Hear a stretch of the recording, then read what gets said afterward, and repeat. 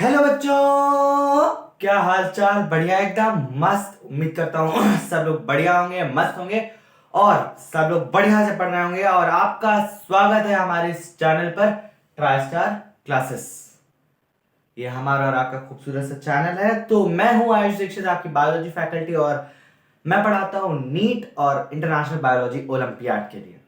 तो हम लोग कल चैप्टर स्टार्ट कर चुके थे, cell the unit of life. कल हम लोगों ने ये वाला चैप्टर स्टार्ट कर दिया था। एनसीईआरटी का मोस्ट इंपॉर्टेंट चैप्टर है और सबसे इंपॉर्टेंट यूनिट है भाई साहब। तो कल हम लोगों ने जो जो पढ़ा था उसको एक नटशेल में देख लेते हैं। हम लोगों ने कल एक स्टेटमेंट डिस्कस करी थी, cell is the basic unit of life. ठीक है, cell is the basic unit of life. हम लोगों ने ये डिस्कस किया था कि सेल कैसे आया अर्थ पे, सेल को बेसिक यूनिट ऑफ लाइफ क्यों कहते हैं। इसके मैंने दो कारण बताए थे, दोनों तरह से मैंने एक्सप्लेन किया था। और भी स्टेटमेंट्स हम लोगों ने एनसीईआरटी की डिस्कस करी थी। तो आज हम लोग क्या डिस्कस करने वाले हैं? आज हम लोग वेरियस साइंटिस्ट जो जिनका रोल रहा है सेल की डिस्कवरी में और सेल थ्योरी देने में, उनके बारे में डिस्कस करने वाले हैं। और आज हम लोग पढ़ेंगे ओवरव्यू ऑफ सेल। तो चलिए शुरू करते हैं हमारे ब्यूटीफुल से टॉपिक, हमारे और आपके इस ब्यूटीफुल चैनल पर, ट्राई स्टार क्लासेस। चलो।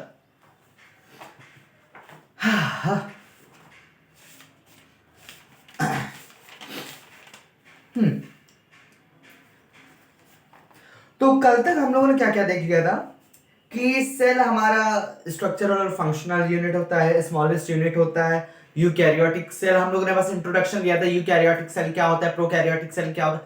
जिन जिन ने कल वाला लेक्चर नहीं देखा वो प्लीज जाकर जरूर देखें, ताकि इस वाली क्लास में सारे कॉन्सेप्ट्स आपके क्लियर रहे। हालांकि आज की क्लासेस भी, अगर आप आज की क्लास से भी देख रहे हो तो काम चल जाएगा, ऐसा कुछ इंपॉर्टेंट नहीं है। बट ठीक है, वो इंट्रोडक्टरी वीडियो है, वो देखना इंपॉर्टेंट, अगर मन हो तो देख लो जाकर।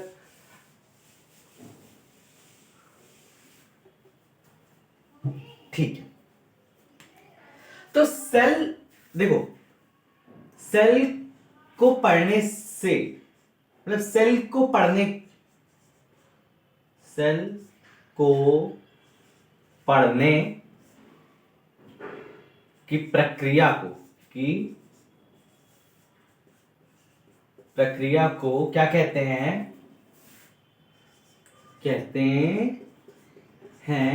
कहते हैं? साइटोलॉजी। क्या कहते हैं? साइटोलॉजी। अब एक बात समझिएगा, मैंने कल भी बताया था कि बायोलॉजी क्या है? शब्दावली का, वोकैबुलरी का खेल है। तो इसमें भी हम लोग वोकैबुलरी ढूंढेंगे। साइटो का मतलब होता है सेल, ठीक है। साइटो शब्द का मतलब क्या होता है? सेल। और लॉजी का मतलब होता है स्टडी, यानी कि study of cell is known as cytology. ठीक है जी, एक्सक्यूज मी। ठीक है, और देखो अब इस साइटोलॉजी में हम लोग पढ़ते क्या क्या है। देखो, साइटोलॉजी में हम लोग पढ़ते हैं क्या? सेल का मेटाबॉलिज्म,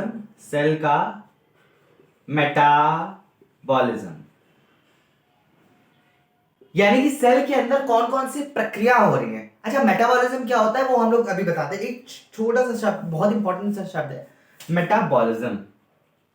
आप लोगों ने छोटी क्लासेस में पढ़ा होगा मेटाबॉलिज्म क्या होता है क्या नहीं होता, तो हो सकता हो भूल भी गए हो कई लोग। तो इस मेटाबॉलिज्म शब्द को मैं बताता हूं, मेटाबॉलिज्म क्या होता है। मेटाबॉलिज्म जो भी हमारे बॉडी के अंदर प्रोसेस होती है, बॉडी के अंदर जो भी प्रोसेस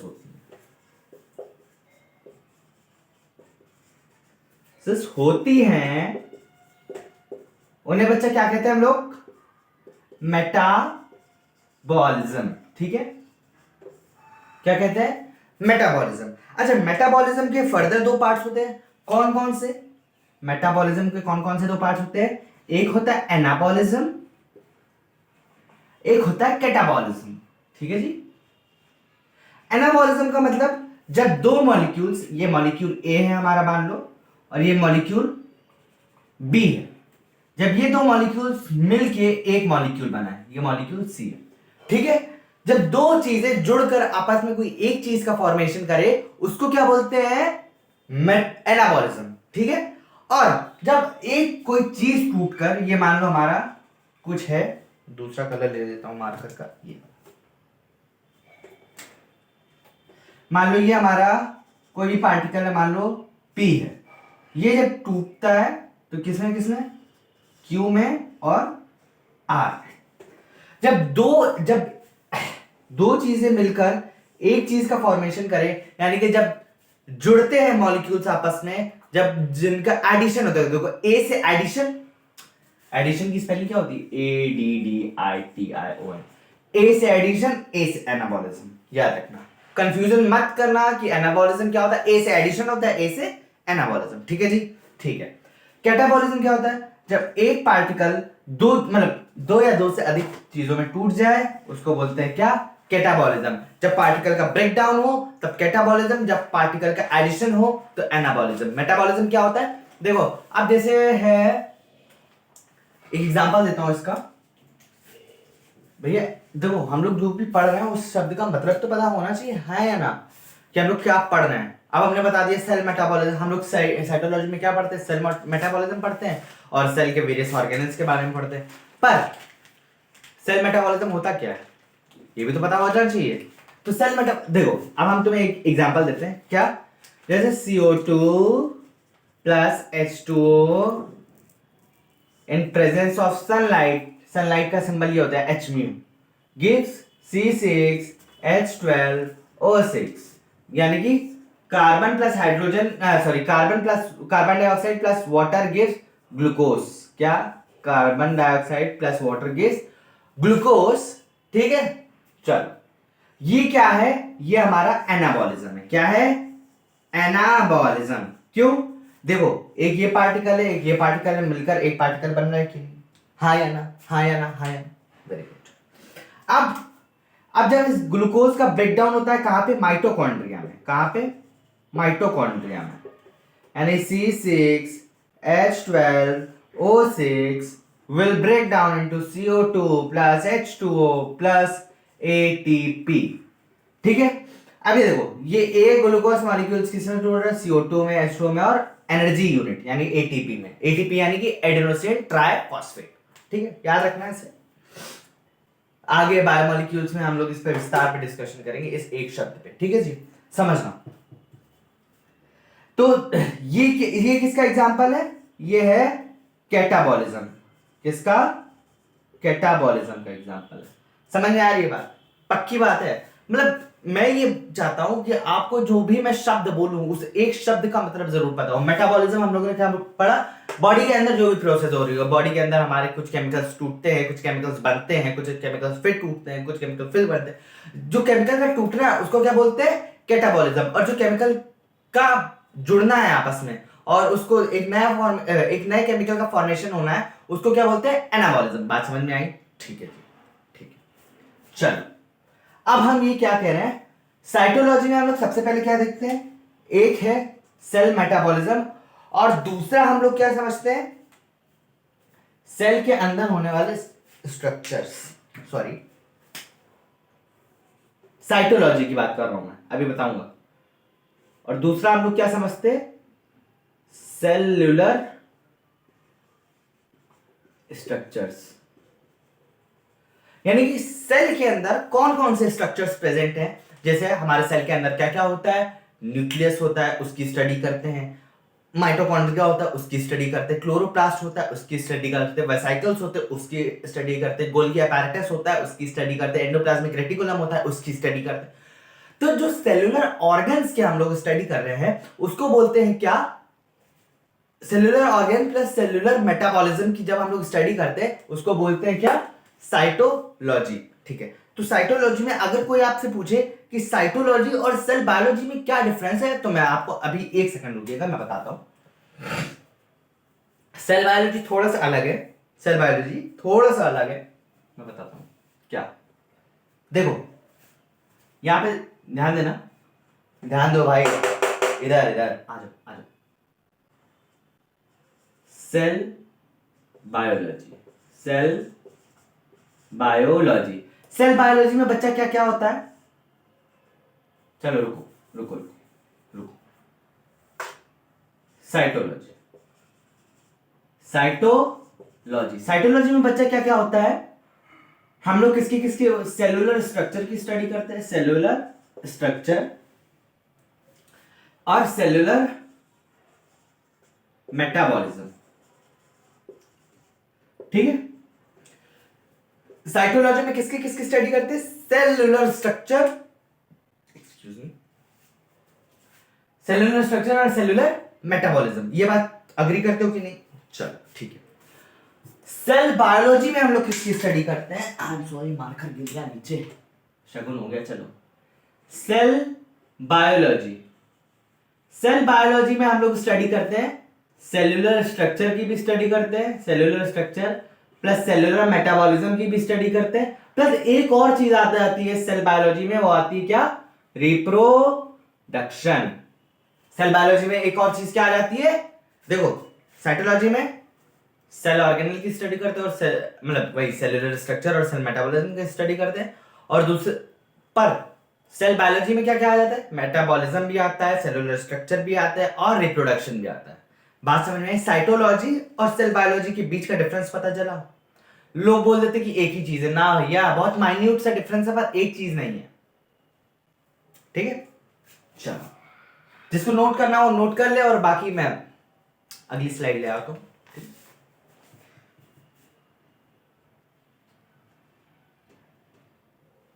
ठीक है, उम्मीद करता हूं नोट कर लिया होगा। मैं मिटाने जा रहा हूं।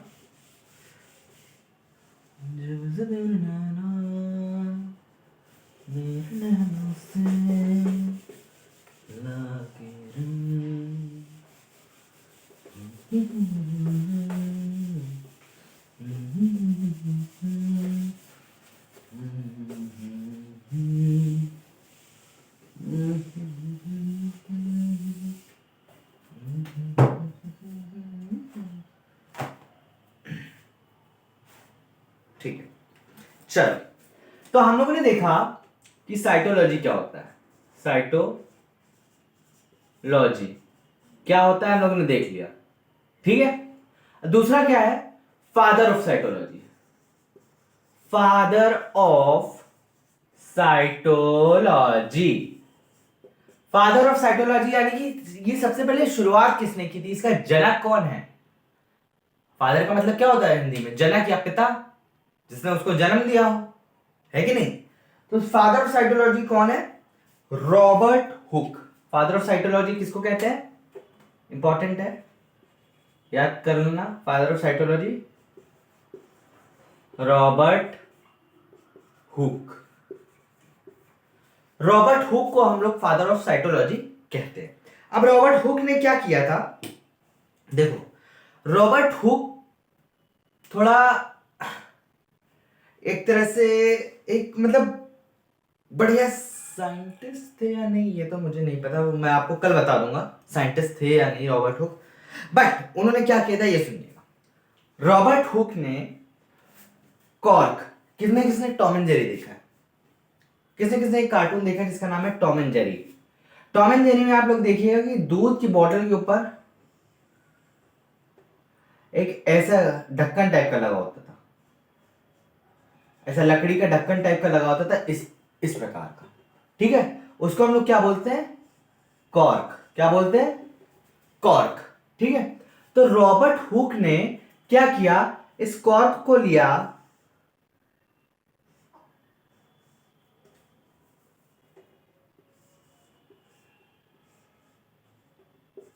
ये कॉर्क को ढक्कन को लिया, उन्होंने इसकी एक लेयर निकाली। क्या निकाली? एक लेयर निकाली, ये एक लेयर निकाली उसकी, और उस लेयर को किसके अंदर? माइक्रोस्कोप के अंदर, माइक्रोस्कोप के अंदर ऑब्जर्व किया, ठीक है। जब इन्होंने इस कॉर्क की लेयर को माइक्रोस्कोप के अंदर ऑब्जर्व किया, इस कॉर्क का साइंटिफिक नेम क्या है बताता हूं, क्वार्कस सुबेर। ठीक है, स्कॉर्क का साइंटिफिक नेम क्या है? क्वार्कस सुबेर। ठीक है, तो इन्होंने रॉबर्ट हुक ने क्या किया, स्कॉर्क के ढक्कन को लिया, उसकी एक लेयर काटी और उस लेयर को किसके अंदर, माइक्रोस्कोप के अंदर जब ऑब्जर्व किया तो इन्होंने क्या देखा, इन्होंने देखा कि ऐसे हनी कॉम्ब लाइक स्ट्रक्चर, यानी कि मधुमक्खी के छत्ते के समान संरचना इनको ऐसे देखने को मिली।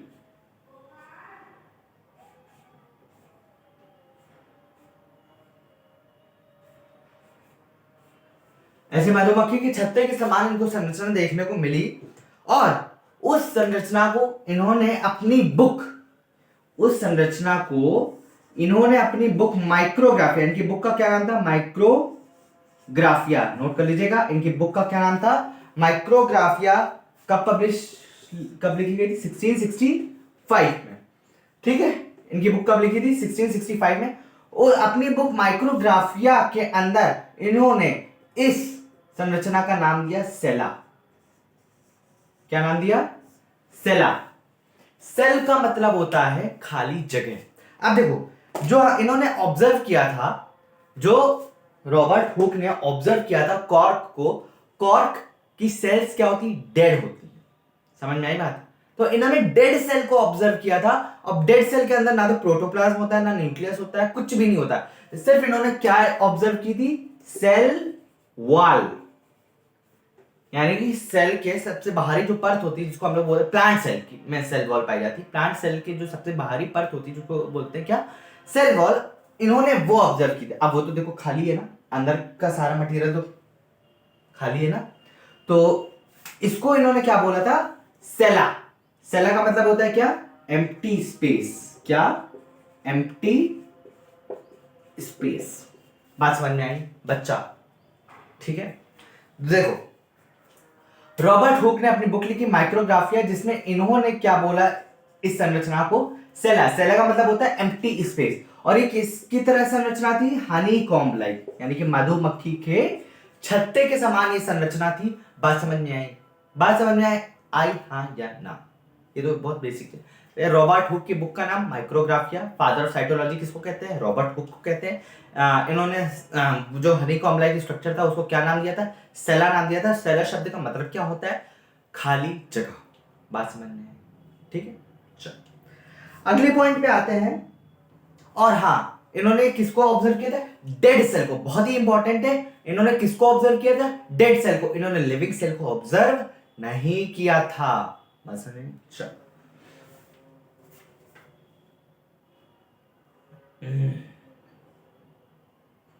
इसके बाद जिक्र आता है हमारे एक साइंटिस्ट का, जिनका नाम था एंटोनी वॉन। ये नोट कर लिया था? नोट कर लिया था या नहीं? अगर नोट कर लिया था तो ठीक है, वरना मैं टाइम दे रहा हूं, नोट कर लीजिए 2 मिनट। चलो, वीडियो पॉज करके नोट कर लिया होगा आई थिंक। चलो, हाँ,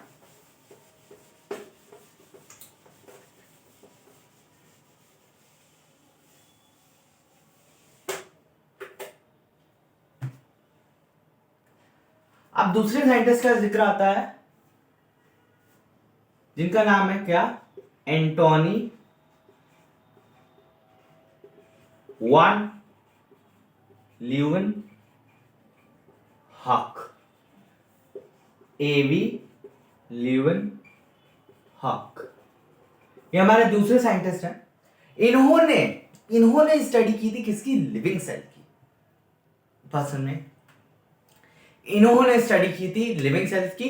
कैसे की थी मैं बताता हूं। देखो, इनकी कहानी बड़ी इंटरेस्टिंग है। इनकी कहानी ये है, बहुत इंटरेस्टिंग कहानी, आराम से सुनना।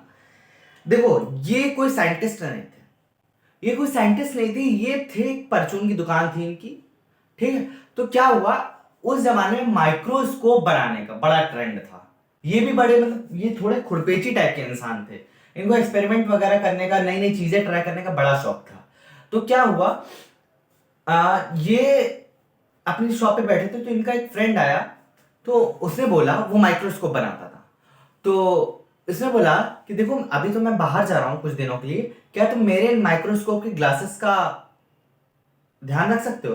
इन्होंने बोला ठीक है। इन्होंने बोला कि अगर मैं माइक्रोस्कोप बनाकर देखना चाहूँ तो देख सकता हूँ। बोला हाँ हाँ ठीक है, कोई दिक्कत नहीं, अपने समझो इसको, ठीक है। तो इन्होंने कहा ठीक है, तो वो बाहर गया। तो इन्होंने वेरियस वेरियस मतलब अलग अलग ग्लासेस ट्राई किए, अलग अलग माइक्रोस्कोप मतलब अलग अलग ग्लासेस के कॉम्बिनेशन ट्राई किए, ठीक है, अलग अलग ग्लासेस के कॉम्बिनेशन ट्राई किए जिससे इनको अलग अलग जूमिंग पावर की माइक्रोस्कोप्स मिले। तो ऐसे ट्राई करते करते इनके पास उस सदी का सबसे तगड़ा माइक्रोस्कोप आ गया। इन्होंने अलग अलग कॉम्बिनेशन ट्राई करते गए और लेंसेज के अलग अलग कॉम्बिनेशन ट्राई करते करते इनके पास उस सदी का, उस टाइम का सबसे तगड़ा माइक्रोस्कोप, सबसे पावरफुल मैग्निफिकेशन वाला माइक्रोस्कोप इनके पास आ गया। अब जैसे वो आ गया, अब इनके दिमाग में और खुराफात आई। इन्होंने कहा चलो मैं अब चीजें, नई नई चीजें ऑब्जर्व करता हूं, देखते हैं किसमें क्या क्या होता है। तो इन्होंने सबसे पहले क्या किया, बारिश हो रही थी बाहर, बारिश हो रही थी, सोचा चलो देखते हैं बारिश के पानी में क्या होता है। तो गए, कीचड़ उठा के ले आए। कीचड़ का मतलब वो जो गंदा पानी होता है बारिश वाला, वो बाहर से भर के ले आया और उसको माइक्रोस्कोप के अंदर ऑब्जर्व करने लगा। तो इन्होंने क्या देखा, माइक्रोस्कोप के अंदर कुछ ऐसे कीटाणु टाइप की, कुछ ऐसे कीटाणु टाइप की संरचना देखने को मिली इनको, ठीक है। इनको ऐसे कुछ कीटाणु टाइप की संरचना देखने को मिली। तो हालांकि वो क्या थे, बैक्टीरिया थे। क्या थे, बैक्टीरिया थे। पर एंटोनी वॉन लीवेनहॉक ने अपनी बुक, इनकी बुक का शायद से नाम दिया है या नहीं दिया है, हाँ दिया दिया। इनकी बुक थी द सीक्रेट्स ऑफ नेचर। कौन सी बुक थी, द सीक्रेट्स ऑफ नेचर। इन्होंने अपनी book the secrets of nature में इस बैक्टीरिया को क्या बोला, वाइल्ड एनिमल क्यूल्स। क्या बोला, वाइल्ड एनिमल क्यूल्स, ठीक है जी। इन्होंने अपनी book the secrets of nature में उस बैक्टीरिया मतलब उन बैक्टीरिया को क्या बोला, वाइल्ड एनिमल क्यूल्स। ऐसे ही करते करते इन्होंने कई सारी चीजें देखी। इन्होंने आरबीसी को देखा, इन्होंने स्पर्म को देखा, इन्होंने प्रोटोजोआ को देखा, मतलब जितनी ये चीजें देख सकते थे उन्होंने देख डाली। मतलब जो व्यक्ति खुद का सीमन देख सकता हो तो सोचो क्या ही क्या उसने छोड़ा, ठीक है। तो इनको क्या बोलते हैं हम लोग, इनको बोलते हैं father of microbiology. Antony von Leeuwenhoek को उपाधि दी गई है किसकी, father of microbiology. Antony von Leeuwenhoek को किसकी उपाधि दी गई है, फादर ऑफ माइक्रोबायोलॉजी, ठीक है जी, ठीक है। अब एक और साइंटिस्ट का जिक्र आता है, किसका, एंटोनी वॉन लीवेनहॉक के बारे में हम लोग समझ चुके हैं। अब क्या है, अब एक और साइंटिस्ट का जिक्र आता है, कौन है, रॉबर्ट ब्राउन। अच्छा बच्चे क्या होता है, बच्चे कंफ्यूज हो जाते हैं रॉबर्ट हुक और रॉबर्ट ब्राउन में। तो रॉबर्ट ब्राउन ने क्या किया था, डिस्कवरी ऑफ न्यूक्लियस की, न्यूक्लियस डिस्कवरी, न्यूक्लियस की डिस्कवरी करी थी। देखो ब्राउन में एंड में एन आ रहा है और न्यूक्लियस में एन आ रहा है, हाँ या ना, इसमें एंड में एन आ रहा है और न्यूक्लियस में भी एन आ रहा है। तो ब्राउन ने क्या किया था, न्यूक्लियस की खोज करी थी, डिस्कवरी ऑफ न्यूक्लियस करी थी। और रॉबर्ट हुक ने क्या किया था, उन्होंने डेड सेल को ऑब्जर्व किया था माइक्रोस्कोप के अंदर, और अपनी बुक माइक्रोग्राफिया में उन्होंने क्या लिखा था, उस डेड सेल का नाम लिखा था सेला। और सेला शब्द का मतलब क्या होता है, द एम्प्टी स्पेस, ठीक है। चलो बच्चा मेरा, इतना हम लोग समझ गए कि सेल की डिस्कवरी वगैरह में साइंटिस्ट का क्या रोल था, क्या नहीं। अभी आगे और भी ऑर्गेनल्स हैं, कैसे वो डिस्कवर हुए वो भी हम लोग पढ़ेंगे, बट हम लोगों ने एक मोटी मोटी बात समझ ली, ठीक है। अब क्या है, अब है cell theory. Cell theory, cell theory क्या है क्या नहीं है, किसने दी, हम लोग हर चीज डिस्कस करेंगे, ठीक है। चलो पहले पढ़ते हैं कि सेल थ्योरी है क्या, ठीक है। सेल थ्योरी बोलती है, पहले बोलते हैं सेल थ्योरी है क्या, ऑल लिविंग organisms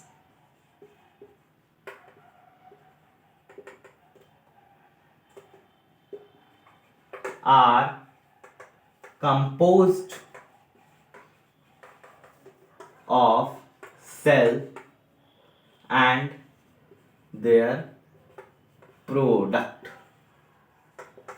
ठीक, यानी कि इस जहान में, इस पूरे ब्रह्मांड में जितनी भी जीवित वस्तुएं हैं, जितनी भी लिविंग ऑर्गेनिजम्स हैं, वो सब के सब या तो सेल से बने होंगे, उनकी बॉडी या तो सेल से बनी होंगी या तो उनके प्रोडक्ट से बनी होंगी। बात समझ में नहीं है? चलो मैं बताता हूं। देखो जी, अब कोई भी लिविंग ऑर्गेनिज्म है, उसकी बेसिक यूनिट क्या है? सेल है। कई सारे सेल बनेंगे। देखो एक चीज मैं बताता हूं, ये अपनी कॉपी में नोट कर लेना। देखो CHON, ये क्या है? एलिमेंट्स है। एलिमेंट्स, हम लोग एलिमेंट से स्टार्ट कर रहे हैं। ठीक है, ठीक है, हम लोग एलिमेंट से स्टार्ट कर रहे हैं और आगे तक देखेंगे। एलिमेंट्स से क्या बना? बायोमोलिक्यूल्स। बायोमोलिक्यूल्स कौन कौन से? अबे कार्बन, हाइड्रोजन, ऑक्सीजन, नाइट्रोजन से ही तो कार्बोहाइड्रेट्स वगैरह मिलेंगे। कार्बोहाइड्रेट्स हो गया, प्रोटीन हो गया, लिपिड हो गया, न्यूक्लिक एसिड हो गया, तमाम तरह के बायोमोलिक्यूल्स मिलेंगे, है कि नहीं? इन्हीं एलिमेंट से। बायोमोलिक्यूल से क्या बनेगा? सेल बनेगा। कई सारे बायोमोलिक्यूल्स का जब मिक्सचर तैयार हो जाएगा, उन्हीं से तो सेल बनेगा। देखो सेल में क्या क्या होता है? प्रोटीन होता है, लिपिड होता है, फैट होता है, न्यूक्लिक एसिड होता है, कार्बोहाइड्रेट, यही सब तो होता है। क्या इससे बाहर की कोई चीज होती है? नहीं बेटा, biology is nothing but the applied chemistry. Biology chemistry के बिना अधूरी है, ध्यान रखना। ठीक है, तो बायोमोलिक्यूल्स हो गया। अब बायोमोलिक्यूल्स के मिलने के बाद क्या बना? सेल बना। सेल, कई सारे सेल्स मिलेंगे तो क्या बनेगा? टिश्यू बनेगा। अब देखो यहां तक, क्या ये लिविंग है? क्या ये लिविंग है? बताओ, क्या ये लिविंग है? कार्बन, हाइड्रोजन, ऑक्सीजन क्या जीवित है? नहीं। बायोमोलिक्यूल्स क्या प्रोटीन वगैरह ये सब जीवित होते हैं? नहीं। जीवन कहां से शुरू हुआ? यहां से। ठीक है, तो सेल, सेल से क्या बना? टिश्यू, ये भी लिविंग है। जो लिविंग है मैं उस पर मार्क करता था। टिश्यू से क्या बना?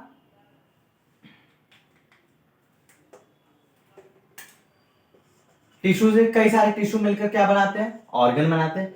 कई सारे ऑर्गन मिलकर क्या बनाते हैं? ऑर्गन सिस्टम बनाते हैं। और दो या दो से अधिक ऑर्गन सिस्टम मिलकर क्या बनाते हैं? ऑर्गेनिज्म बनाते हैं। और ऑर्गेनिज्म मिलकर क्या बनाते हैं? पॉपुलेशन बनाते हैं। और पॉपुलेशन मिलकर क्या बनाता है? इकोसिस्टम बनाता है। और इकोसिस्टम मिलकर क्या बनाते हैं? बायोस्फीयर बनाते हैं। ठीक है, तो देखो यहां से स्टार्ट करा और यहां तक आया। ये देखो, अब देखो सेल का प्रोडक्ट कैसे? अब देखो कोई भी ऑर्गेनिज्म होगा सेल से तो बना ही हुआ, हाँ या ना? ठीक है, अब सेल का प्रोडक्ट कैसे? देखो अब जैसे ये हम लोग हैं, हम लोग मान लो हम लोग जो भी चीज खाते हैं, ठीक है, जैसे हम लोगों ने कार्बोहाइड्रेट्स लिया, कार्बोहाइड्रेट्स जब टूटेगा तभी तो हम लोग को एनर्जी मिलेगी, हाँ या ना? अरे भैया मैं ये बोल रहा हूं, जैसे मान लो हम लोगों ने ये खाया C6H12O6, हाँ या ना? हम लोगों ने मान लो ये खाया, ये क्या है? ग्लूकोज है। ग्लूकोज खाया, ग्लूकोज का मेटाबॉलिज्म होगा, मेटाबॉलिज्म होगा, यानी ग्लूकोज टूटेगा, किसमें टूटेगा? CO2, कार्बन डाइऑक्साइड, H2 यानी कि वाटर, और ATP यानी कि एनर्जी। ठीक है, अब इसी एनर्जी से तो हम लोग चलेंगे, है ना? देखो ये मेटाबॉलिज्म कहां होता है? सेल के अंदर होता है। सेल के अंदर होता है यानी कि सेल का ही प्रोडक्ट हुआ। एटीपी क्या है? सेल का ही तो प्रोडक्ट है। एक छोटी सी बात समझो, अभी कोई चीज है किसी फैक्ट्री के अंदर बनी है तो उस फैक्ट्री का प्रोडक्ट ही तो हुआ वो चीज। वैसे ही एटीपी हमारी कहां बन रही? सेल के अंदर बन रही है, तो हमारी एटीपी क्या हुई? सेल का प्रोडक्ट ही तो हुई। अगर मेटाबॉलिज्म नहीं होगा तो क्या एटीपी बनेगी? एटीपी नहीं बनेगी तो हम लोग को एनर्जी नहीं मिलेगी, एनर्जी नहीं मिलेगी तो आगे की लाइफ प्रोसेस रुक जाएगी। बात समझना है? ठीक, तो हम ये बोल रहे हैं all living organisms are composed of cell and their products. ये बात समझ में आई? ये सेल थ्योरी की स्टेटमेंट है। अभी इसमें और डेप्थ पे चलेंगे। ये तो अभी हमने छोटा सा, अच्छा ये नोट कर लिया था? अगर नोट नहीं किया था तो पीछे जाकर थोड़ा सा पॉज करके नोट कर लेना, ठीक है?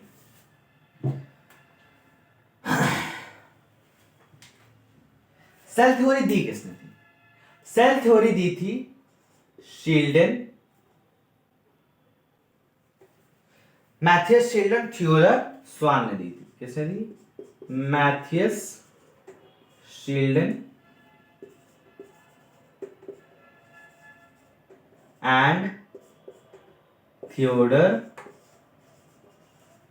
श्वान ने दी थी।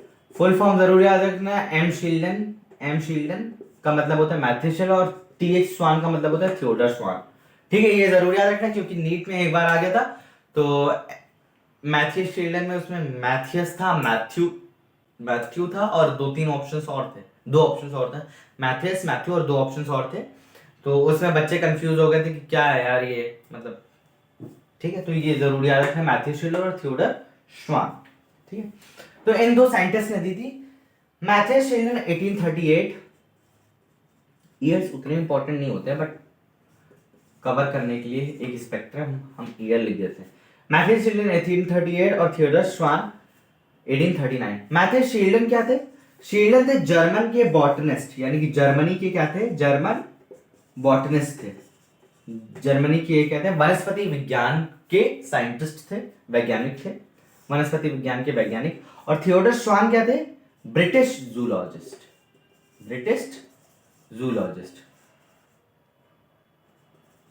बात समझ में आई? ठीक है। तो शील्डन क्या थे? जर्मन बॉटनिस्ट थे और थियोडर श्वान क्या थे? ब्रिटिश जूलॉजिस्ट थे। अब डिटेल में चलते हैं थोड़ा सा।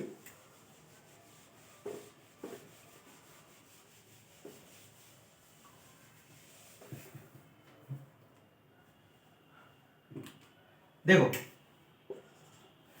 पहले हम लोग बात करते हैं शील्डन की, ठीक है? शील्डन क्या थे? बॉटनिस्ट थे, ठीक है जी? शील्डन बॉटनिस्ट थे। तो इन्होंने किसकी सेल को ऑब्जर्व किया था? प्लांट सेल की, प्लांट सेल को ऑब्जर्व किया था। प्लांट सेल में इन्होंने बहुत ही यूनिक कैरेक्टर देखा था। उस यूनिक कैरेक्टर को इन्होंने बोला कि जो भी प्लांट सेल हैं, सॉरी, इन्होंने क्या बोला था कि जितने भी सेल हैं, मतलब जितने भी ऑर्गेनिज्म हैं, इन्होंने एक चीज बोली थी क्या? कि all organism are composed of cell and their product. इन्होंने ये स्टेटमेंट दिया था, ठीक है? श्वान ने ये स्टेटमेंट दिया था और इन्होंने प्लांट की डिफरेंट सेल्स को, प्लांट की डिफरेंट टिश्यूज को ऑब्जर्व किया था, तभी उन्होंने ये स्टेटमेंट दिया था। देखो, जब टिश्यू को ऑब्जर्व किया तो उन्होंने देखा, अरे यार ये एक सेल, दो सेल, तीन सेल, चार सेल, पांच सेल, छह, ये तो ग्रुप ऑफ सेल है, यानी कि सारे ऑर्गेनिज्म क्या है? सेल से ही बने हुए हैं। कई सारे सेल मिलकर एक ऑर्गेनिज्म का निर्माण कर देते हैं। इन्होंने ये तभी ये स्टेटमेंट दिया। इन्होंने जब प्लांट सेल को ऑब्जर्व किया, तब इन्होंने प्लांट टिश्यू को ऑब्जर्व किया, तब इन्होंने ये स्टेटमेंट दे दिया, ठीक है जी? चलो, अब हम लोग बात करते हैं श्वान की। किसकी? श्वान की। श्वान। अब देखो, श्वान क्या होता है? एक बर्ड होती है। देखो, संस्कृत में श्वान का मतलब होता है कुत्ता, ठीक है? मैं ट्रिक बताऊंगा, अभी रुकना। संस्कृत में श्वान का मतलब क्या होता है? कुत्ता। और इंग्लिश में श्वान का मतलब, एक श्वान एक बर्ड होती है, ठीक है? तो थोड़ा सा वो, उसको क्या बोलते हैं, हंस या बगुला, ऐसे कोई बर्ड होती है श्वान, हंस या बगुला, दो में से कोई एक, ठीक है? तो श्वान ने क्या देखा? श्वान ने, देखो, अब देखो, श्वान क्या थे? जूलॉजिस्ट थे, हाँ या ना? श्वान क्या थे? जूलॉजिस्ट थे। कैसे पता लगा है?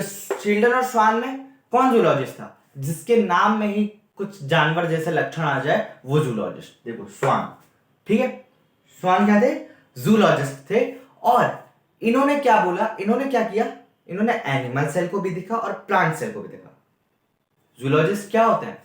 जूलॉजिस्ट थोड़ा सा फुड़पेची टाइप के होते हैं, वो सब कुछ देखते हैं। जो एनिमल्स होते हैं वो थोड़ा फुड़पेची टाइप के होते हैं, इधर भी मुंह मारेंगे उधर भी मुंह मारेंगे। क्या प्लांट को कभी इधर उधर मुंह मारते हुए देखा है? तो अपना जो चिल्ड्रन साहब थे वो क्या इधर उधर कहीं मुंह मारने नहीं जाते थे। उनको प्लांट की स्टडी करनी है तो वो सिर्फ प्लांट को ही देख रहे हैं। पर थोड़ा जानवर टाइप के जो लोग होते हैं वो हर जगह मुंह मारते हैं, इधर भी मुंह मारते हैं उधर भी मुंह मारते हैं। तो जो श्वान साहब थे हमारे, वो जूलॉजिस्ट थे, जानवर टाइप के थे थोड़ा सा। तो क्या उन्होंने प्लांट सेल को भी देखा, उन्होंने एनिमल सेल को भी देखा, और एक डिफरेंस बताया श्वान साहब ने। क्या डिफरेंस था? उन्होंने एक जबरदस्त पॉइंट दिया कि जितने भी प्लांट सेल होते हैं, जो सेल वॉल होता है, सारे प्लांट सेल का कैरेक्टरिस्टिक, प्रमुख कैरेक्टरिस्टिक होता है क्या? Cell wall. और एनिमल सेल में सेल वॉल नहीं पाया जाता। तो इन्होंने क्या बोला? All plant have unique characteristic called cell wall, and animal cells do not possess any kind of cell wall। ये स्वान साहब का स्टेटमेंट था और ये शील्डन साहब का स्टेटमेंट था। ठीक है, इन्होंने क्या देखा? प्लांट सेल को देखा, प्लांट टिश्यूज को देखा, और देख के क्या बोला कि यार ये सारे प्लांट टिश्यूज तो सेल के ही बने हैं। इसका मतलब सारे ऑर्गेनिज्म सेल्स या उनके प्रोडक्ट के बने। ठीक है, श्वान साहब ने क्या बोला कि जो सेल वॉल है वो सिर्फ और सिर्फ प्लांट सेल का यूनिक कैरेक्टरिस्टिक है, बात समझ में? और एनिमल सेल में सेल वॉल नहीं होता। इसको नोट कर लीजिए, फिर आगे बढ़ते हैं। फिर इनकी सेल थ्योरी में जो कमियां थी वो देखी जाएगी कि इनकी सेल थ्योरी में क्या कमी रह गई थी। नोट कर लिया? चलो देखो,